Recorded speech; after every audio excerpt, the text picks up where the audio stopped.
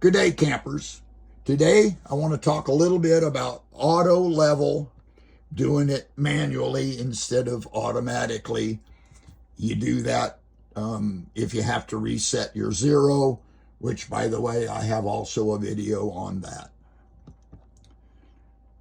So the first thing we're going to do is wake up the OneControl, go to leveling, and then you're going to use this arrow and scroll down to manual mode. Press enter.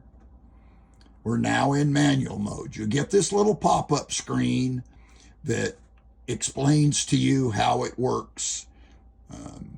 You want to press either the retract or the extend, and then which set of jacks you want to move. So we'll acknowledge that screen. So we're going to say here, we want to retract the rear. And every time you push that, it will activate the jacks.